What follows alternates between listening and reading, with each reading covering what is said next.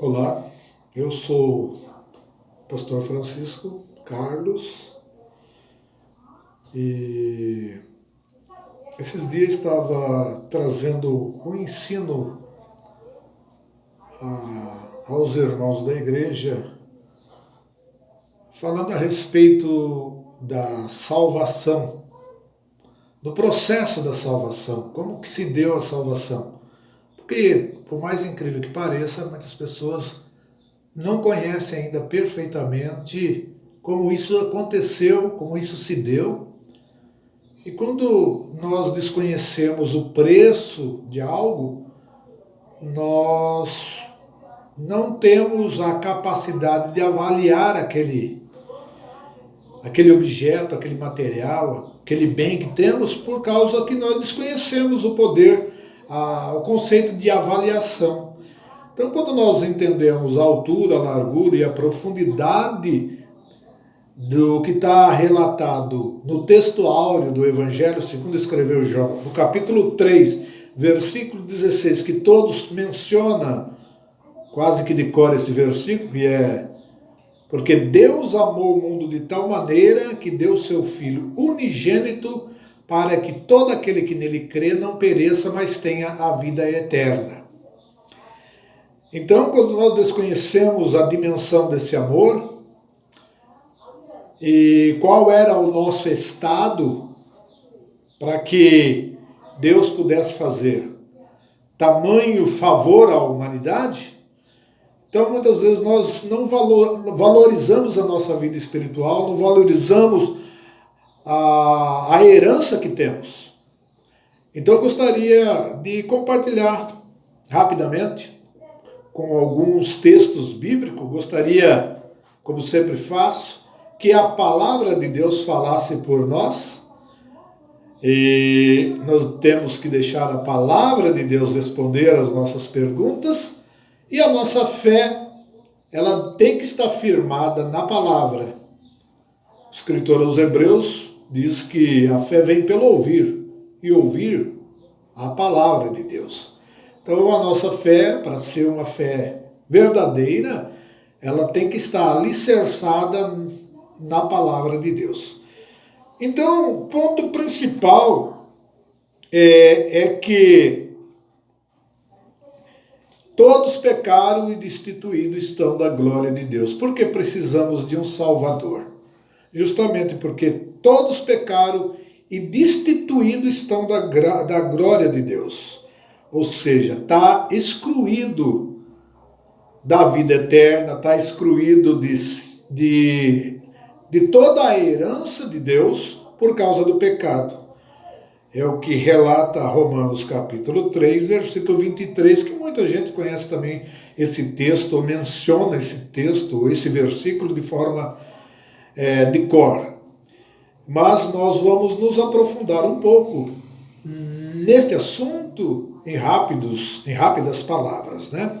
Então, para que ficamos convencidos que todos pecaram e estão destituídos da glória de Deus. Todos pecaram e não merecem mais ser herdeiro de Deus. Então, como se deu essa destituição da herança de Deus? Nós temos que voltar em Gênesis, lá no capítulo da criação de Deus, né? No Gênesis, a partir do capítulo 1, e ali nós vamos até aonde Adão vai desobedecer uma ordem que Deus tinha dado.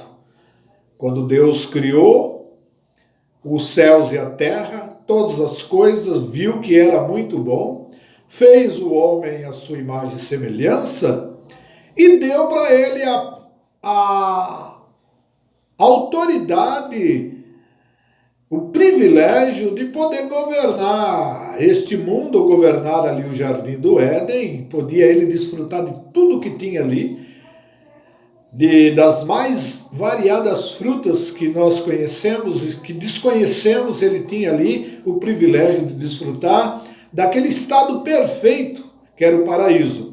A única condição, a única regra, o único mandamento que Deus assim deu para eles era não comer da fruta do conhecimento do bem e do mal, porque no dia que comeres, disse Deus, vocês vão perder todo esse privilégio, vocês vão morrer, vocês vão ficar destituídos da minha glória, vocês vão perder toda essa herança que vocês têm.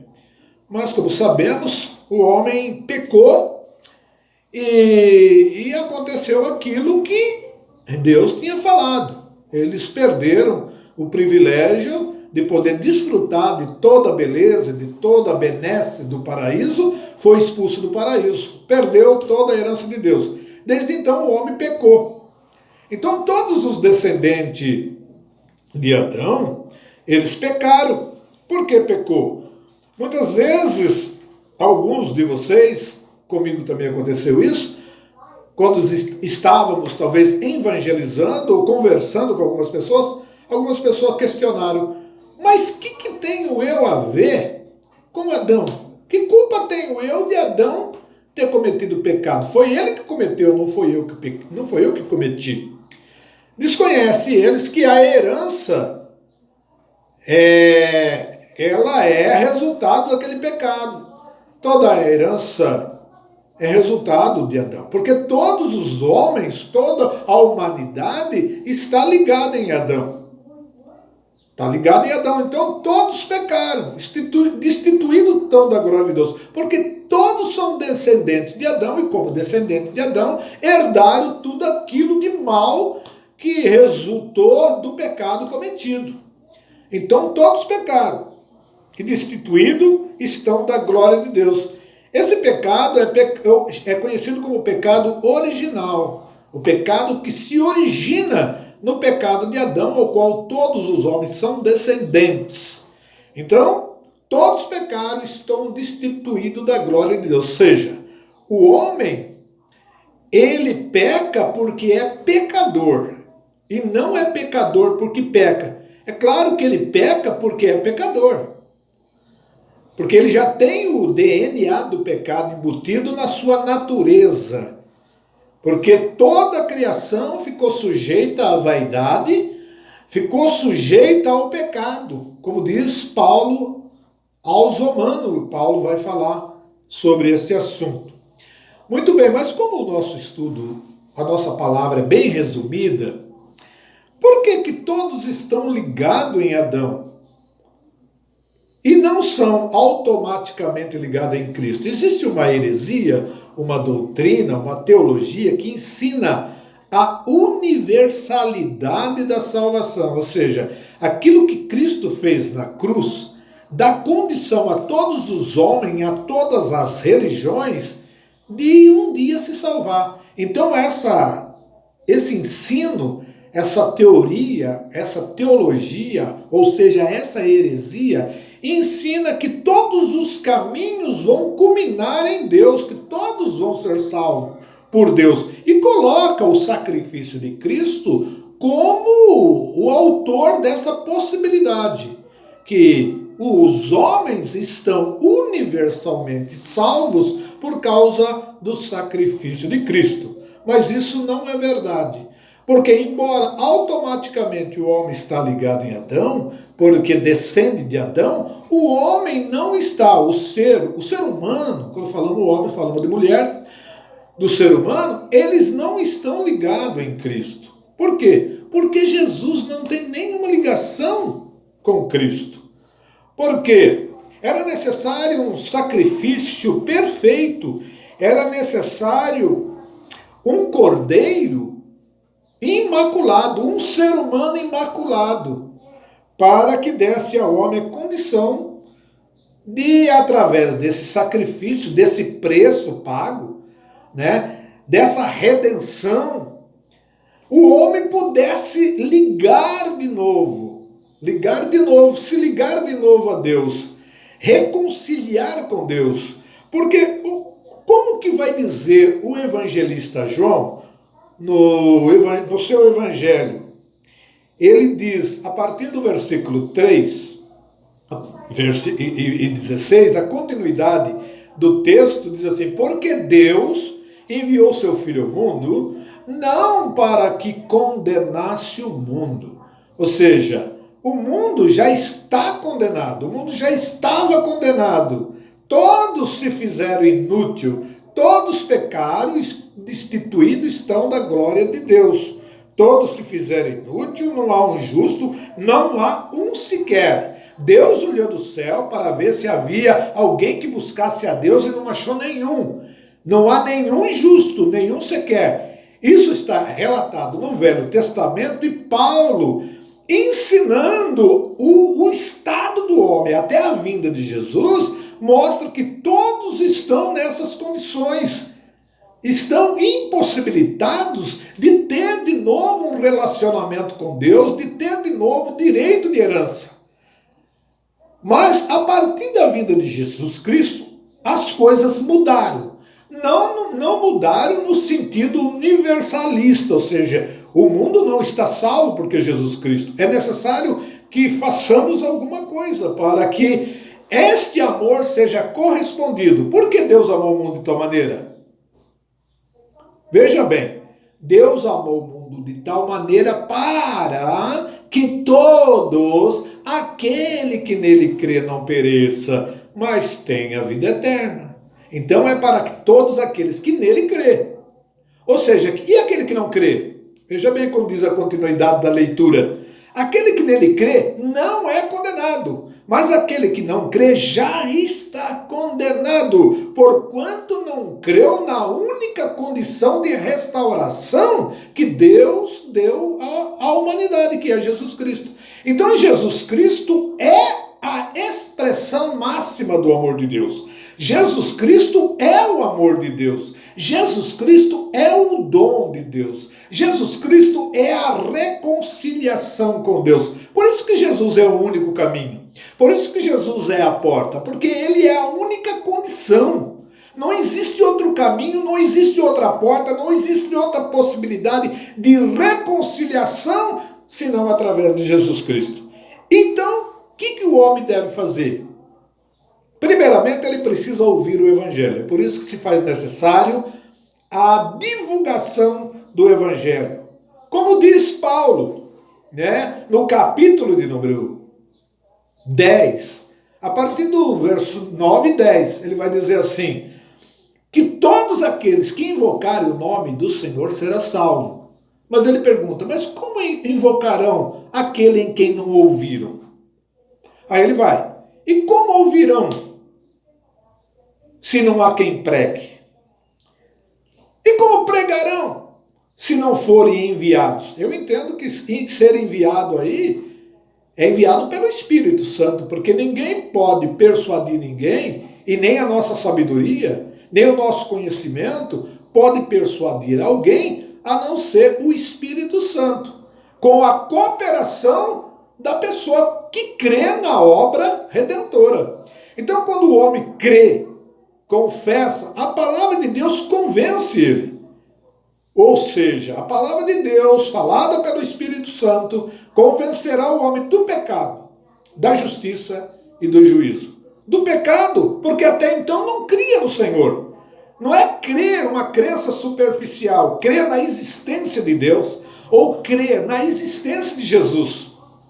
Não é isso. É crer nos seus ensinamentos, é crer na sua palavra, é crer na sua doutrina, é crer na sua regra, nas condições que se faz necessário para que o homem chegue-se a Deus. Então, todos os pecados destituídos estão da glória de Deus. Precisa fazer o que então para se ligar a Jesus Cristo? Automaticamente, universalmente, o homem está todos destituído da glória de Deus. Mas universalmente, por causa da morte de Cristo, o homem não está automaticamente ligado a Jesus Cristo. É necessário acontecer uma coisa.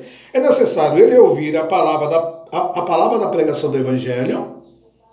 É necessário que ele crê. E quando ele crê, como diz as Escrituras, quando ele, através da conscientização, da evangelização, do ensinamento, é por isso que Jesus, terminando um dos evangelhos, no final dos evangelhos, de Marcos e de Mateus, vai dizer assim, ide por todo mundo pregar o evangelho, pregar o evangelho a toda criatura. Quem crer e for batizado será salvo, porém aquele que não crer será condenado. Então, para ligar-se a Deus novamente, através de Jesus Cristo, tem que acontecer alguma coisa. Quando Nicodemos, no capítulo 3 do Evangelho de João, vamos pegar aqui, ele vai ter de noite com Jesus, até porque ele era uma pessoa muito influente, ele tinha medo de ser discriminado, porque a maior parte da elite religiosa não aceitava Jesus Cristo como mestre, como Messias, né? Rejeitava Jesus Cristo, porque Jesus ele batia de frente com eles, querendo persuadi-los, querendo ensinar a palavra de Deus, que até então estava bem deturpada, ou eles também não entenderam essa transição, né? Que, diga-se de passagem, não seria fácil mesmo. Então, o capítulo 3 do Evangelho segundo João vai relatar a história de Nicodemos, que foi ter de noite com Jesus, sedento de questões, cheio de perguntas, né? E foi, eu acredito de forma sincera, as suas palavras, ele dizia: Senhor, eu bem sei que és mestre vindo de Deus, porque ninguém pode fazer essas coisas que tu faz se Deus não for com ele. Aí Jesus vai dizer o seguinte: olha, eu não posso, você não pode entrar no reino de Deus se não nascer de novo. Aí Nicodemos não entende, ele fala: mas como pode um homem velho nascer de novo? Porventura entrará ele no ventre de sua mãe e nascerá de novo? Jesus falou: olha, aquele que é nascido da carne é carne, ou seja, aquele que está ligado em Adão, está ligado em Adão. E não é aquele que nascer da água e do Espírito. E água aqui não é aquele batismo que muitas pessoas apenas tomam um banho. Água aqui é a palavra. Quando o Evangelho chega, essa palavra poderosa que limpa, que tira todos os equívocos, tira toda a herança enganosa do pecado, a cosmovisão do mundo onde a pessoa está. O Evangelho, só ele tem esse poder de convencer o homem do pecado, né? Então ele vai se conscientizando através da palavra e do Espírito Santo, ele mesmo vai deixando de fazer muitas coisas que ele fazia, agora ele entende, e ele tem uma força espiritual do céu que vem na vida dele, e ele vai se purificando, se santificando, distanciando do pecado. Aí vem o Espírito Santo e faz nele morada. Aí neste momento ele nasce de novo. O Espírito passa a viver nele, porque o Espírito Santo, Jesus Cristo, Deus, ele não habita em templo feito por mãos do homem. Os homens até tentam criar vários monumentos de ouro e tal, mas Deus ele quer habitar no ser humano. Aí quando acontece esse processo de novo nascimento, ele é ligado a Jesus Cristo. Agora, ele morreu. Ou seja, se nós olharmos para o estado de pecado, ele morreu para o pecado. Agora, como Jesus também ressuscitou e venceu a morte, ele vive a vida de Cristo, a vida de Deus. Ele se liga a Deus agora por causa do sacrifício de Jesus Cristo e porque ele creu no Evangelho.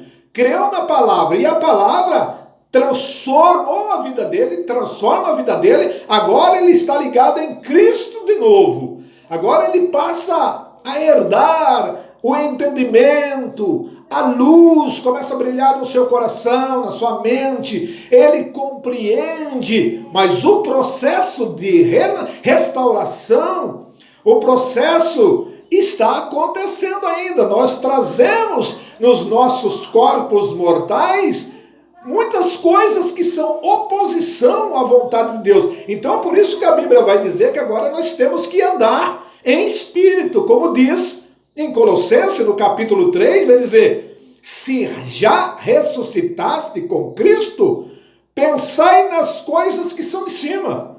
O escritor Paulo aos Romanos, no capítulo 8, diz assim, que agora quando? Agora, porque foi ligado em Jesus Cristo, nenhuma condenação há para os que estão em Cristo Jesus. Bem entendido, que não andam segundo a carne, mas segundo o Espírito. Então, essa conscientização a respeito de querer agradar a Deus faz com que o homem aniquile o pecado que está na carne. E ele tem uma força muito poderosa agora, porque ele tem o Espírito Santo na vida dele. Ele tem as instruções de Deus para que ele possa andar e alimentar o Espírito. E ele vai alimentando o Espírito. Como que o Espírito é alimentado? Através de oração, através de jejum, através de ler a Bíblia, através de levar a cruz, negar essa natureza do homem caído. Então, o processo de restauração está acontecendo. Agora sim, todos aqueles que crerem em Cristo, como diz as Escrituras, está ligado de novo em Deus, através de Jesus Cristo. A partir de então, ele é herdeiro de Deus. Agora, nós precisamos crescer. Paulo, em Gálatas, ele fala que todo o tempo que o herdeiro é menino, ele nada difere do servo, porque ainda está debaixo de tutores e de curadores, ou seja, está debaixo de ordem, está debaixo de algum líder, está debaixo de algumas pessoas que têm mais maturidade para que possa conduzi-lo.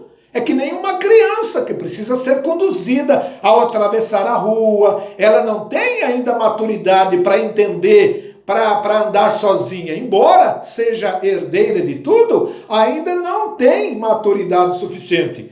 Então, para herdarmos ou para desfrutarmos de toda a plenitude de Deus, é necessário que nós cresçamos. Pedro, falando de crescimento, ele vai dizer assim: como criança novamente nascido, desejai o leite racional, não falsificado, para que por meio dele podeis crescer. O que acontece? Que muitas vezes a pessoa não tem apetite, ela é mal alimentada com leite falsificado, e este crescimento é um crescimento deformado, é um crescimento doentio, acaba crescendo com deformidade. É por isso que a palavra de Deus, ela nos ensina. É necessário que tenhamos desejo de aprendermos a palavra de Deus, para o nosso crescimento, para quê? Para que possamos desfrutar da herança que temos. Não só desfrutarmos, mas também passar aos outros aquilo que o Senhor nos deu para instruir os outros também, para que todos cheguem ao pleno conhecimento dessa maturidade. Existe nesse processo de restauração, terminando aqui, a continuidade dessa restauração. Enquanto estivermos nesse corpo, nós gememos. Fala que toda a criação geme, até nós que estamos nesse corpo, gememos, esperando a manifestação de Jesus Cristo. Quando ele vier para buscar o seu povo, então nós venceremos aqueles que dormiram em Cristo, vai vencer a última morte, vai vencer definitivamente a morte, que será a ressurreição. Jesus Cristo venceu a morte. Ele nos deu condições de vencer a morte. Então, quando isso que é corruptível, falando de ressurreição, se revestir da incorruptibilidade, isso que é mortal, se revestir da imortalidade, então se cumprirá a palavra que está escrita: tragada foi a morte pela vitória. Vitória de quem? Vitória de Jesus na cruz. Porque sem ele na cruz, todos estariam perdidos. Todos estariam perdidos. Mas por causa do sacrifício na cruz, é que eu tenho condições, é que você tem condições. É que todos aqueles que crerem em Jesus terão condições. Não é pela nossa capacidade. Não é pela nossa estrutura. mas é pela capacitação que nos foi dada através de Jesus Cristo na morte da cruz. Amém? Que Deus abençoe em nome de Jesus. Até uma próxima.